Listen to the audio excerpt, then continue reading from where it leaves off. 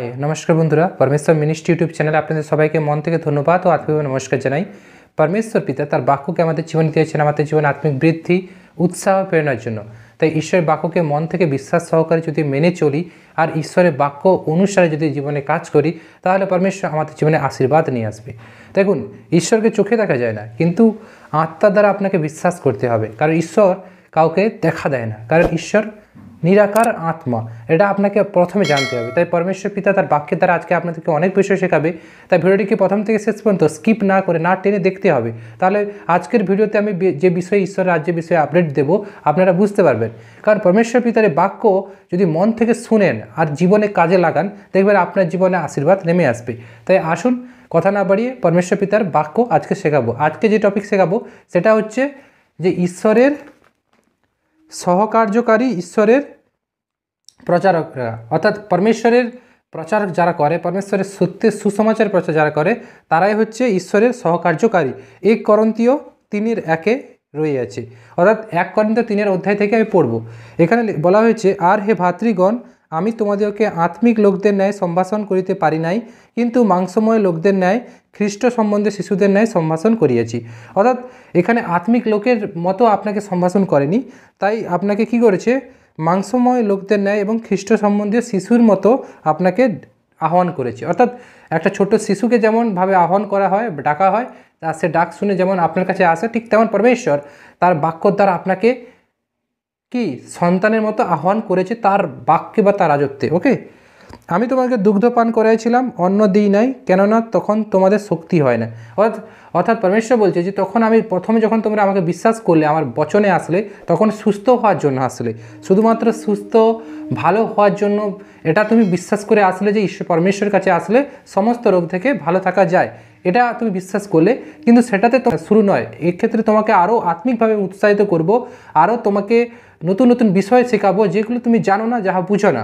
পরমেশ্বর পিতা বলে এগিয়ে আমার রাজ্যে নিগুড় তত্ত্ব তোমাদেরকে শেখাবো। অর্থাৎ যারা নতুন বিশ্বাস করেছেন, যারা পরমেশ্বরের সঙ্গে এইমাত্র জুড়া স্টার্ট করেছেন, তাদের জীবনে কেমন কেমন করে পরমেশ্বর স্টেপ বাই স্টেপ কাজ করবে সেই বিষয়ে বলা হয়েছে। ওকে, তখন তোমাদের শক্তি হয় না। অর্থাৎ আপনাকে যখন আপনি নতুন আসছেন, আপনি সুস্থ হওয়ার জন্য আসছেন, তখন যদি আপনাকে গভীরের বিষয়ে বলা হয়, পরমেশ্বর তার রাজ্যের বিষয়ে বলে, তখন আপনি বুঝতে পারবেন না, সমস্ত কিছুই আপনার কি মাথার উপর দিয়ে চলে যাবে। তাই পরমেশ্বর আপনাকে ধীরে ধীরে স্টেপ বাই স্টেপ প্রথমে আপনাকে সুস্থ করলো, তারপর আপনাকে ধীরে ধীরে ঈশ্বরের আত্মার বিষয়ে চেতনা দিল, ঈশ্বরের শক্তি কি বর্ণনা করলো, ধীরে ধীরে আপনি আরও ঈশ্বরের মহিমা আপনার জীবনে প্রকাশ করলো। তাই তো,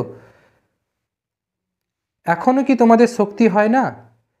কারণ এখনও তোমরা মানসিক রয়েছ। অর্থাৎ পরমেশ্বর বলে এখনও তোমাদের শক্তি হয়নি, এখনও তোমরা একদম বিশ্বস্ত পরমেশ্বরের সন্তান হতে পারোনি, কারণ তোমাদের মধ্যে কি এখনও শক্তি হয়নি, এখনও তোমরা দুর্বল, তোমরা মাংসে রয়েছ, আত্মাতে নয়। কারণ ছোট শিশুর ন্যায় তোমাকে আহ্বান করেছে মানসিকভাবে, কিন্তু তুমি আত্মাতে দুর্বল। তোমাকে আত্মা অর্থাৎ স্পিরিট, হলি স্পিরিটের দ্বারা তোমাকে আরও সামর্থ্যবান শক্তিশালী হতে হবে। কারণ এখনও তোমরা মাংসী রয়েছে, বাস্তবিক যখন তোমাদের মধ্যে ঈর্ষা ও বিবাদ রইয়াছে। অর্থাৎ পরমেশ্বরের বাক্যে, অর্থাৎ ঈশ্বরের বাক্যে দেখবেন এসে এখনও মানুষ ঝগড়া, বিভিন্নভাবে কি বিভিন্ন শয়তানের প্ররোচিত কথায় কান দেয়। এটা পরমেশ্বর বলছে এসব থেকে নিজেকে সরাও, কারণ আমার ব্যবস্থা জগতের ব্যবস্থার মতো নয় যে আজকে আছে কালকে থাকবে না। আমার পরমেশ্বর বলে আমার ব্যবস্থা অনন্তকাল স্থায়ী, অর্থাৎ ঈশ্বরের ব্যবস্থা অনন্তকাল থাকে। মানুষের তৈরি জিনিস চিরকাল থাকে না, নষ্ট হয়ে যায়, ধ্বংস হয়ে যায়, কিন্তু ঈশ্বরের তৈরি সৃষ্টি অনন্ত যুগ যুগ ধরে থাকবে, যার সৃষ্টি ক্ষয় সব পরমেশ্বর নিজেই পরিচালিত করে। তাই না? কি মানসিক নও এবং মানুষের রীতিক্রমে চলিতেছ না? যদি মানসিক রয়ে থাকেন, সেই আবার ঝগড়া, সেই আবার পুরনো বিষয় যদি চিন্তা করেন, তাহলে আপনার জীবনে কি ঈশ্বর নতুন কিছু নিয়ে আসবে না। কেননা যখন তোমাদের একজন বলে আমি পৌলের আর একজন আমি আপৌলের, তখন তোমরা কি মনুষ্য মাত্র নও?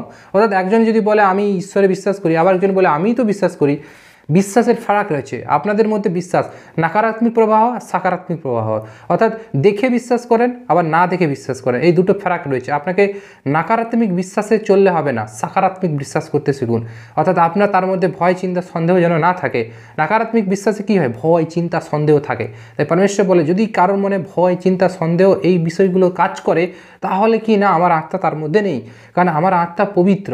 তাই আমার আত্মাকে যদি সে প্রেম করে, তাহলে তাকে অবশ্যই আত্মিক হতে হবে, আত্মিক ব্যক্তি হতে হবে এবং আমার রাজ্য অনুসারে তাকে চলার তালিকা শিখতে হবে। কারণ ঈশ্বরের রাজ্য তো সাধারণ রাজ্য নয়, এই রাজ্য হচ্ছে আত্মিক রাজ্য, হলি স্পিরিট, পবিত্র আত্মার রাজ্য।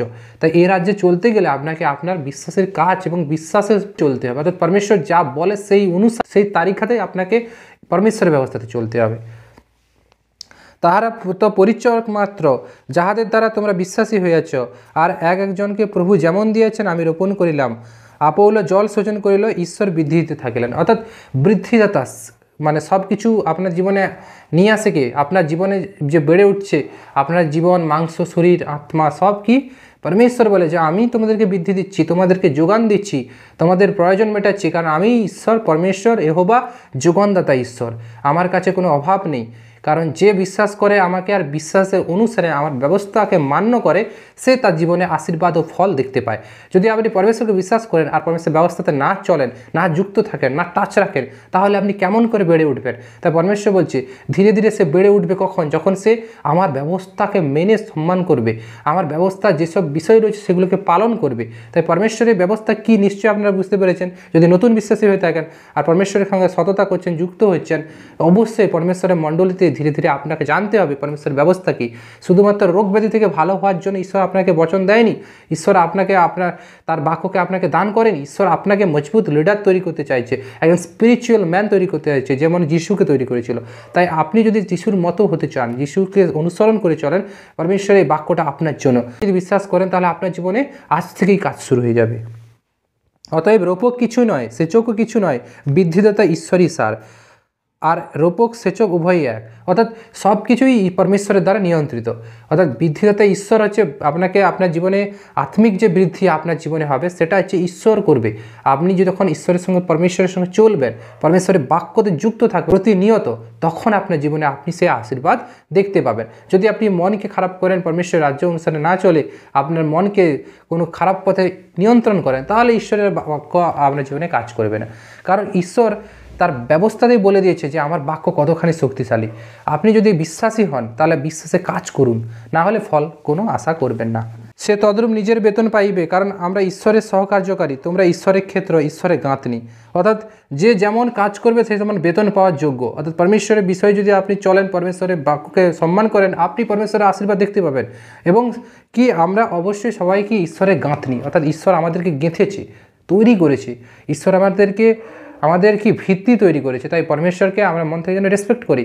আর যদি ভিডিওটি ভালো লাগে, যদি ভিডিওটি থেকে আপনারা অনেক কিছু শেখেন, অবশ্যই কমেন্ট করবেন, জানাবেন আপনাদের মতামত ঈশ্বরের রাজ্যের বিষয়ে। আর কারো যদি কিছু কমেন্ট থাকে অবশ্যই কমেন্ট বক্সে লিখতে ভুলবেন না। যদি ভিডিওটি ভালো লাগে এবং ঈশ্বরের রাজ্যের জন্য অবশ্যই ভিডিওটিকে লাইক করুন। লাইক করলে পরমেশ্বরের বিষয়ে আরও উৎসাহিত করতে থাকবো আপনাদেরকে। আর চ্যানেল নতুন দর্শক হলে চ্যানেলটিকে সাবস্ক্রাইব করে পাশে থাকা বেল বাটনটিকে অন করে দেবেন, কারণ এই চ্যানেলে আমি ঈশ্বরের রাজ্যের বিষয়ে আপডেট নিয়ে আসি প্রতিনিয়ত, যেগুলো আপনাদের একজন ভালো লিডার তৈরি করতে সাহায্য করে এবং ঈশ্বরের কাজকে আরও সুন্দরভাবে নিয়ন্ত্রণ করতে পারেন। ওকে, তাই ভিডিওটি শেষ করছি, আবার দেখা হবে পরবর্তী কোনো ভিডিও নিয়ে। সবাই ভালো থাকবেন, সুস্থ থাকবেন এবং ঈশ্বরের বাক্যতে সবসময় যুক্ত থাকবেন। আমিন।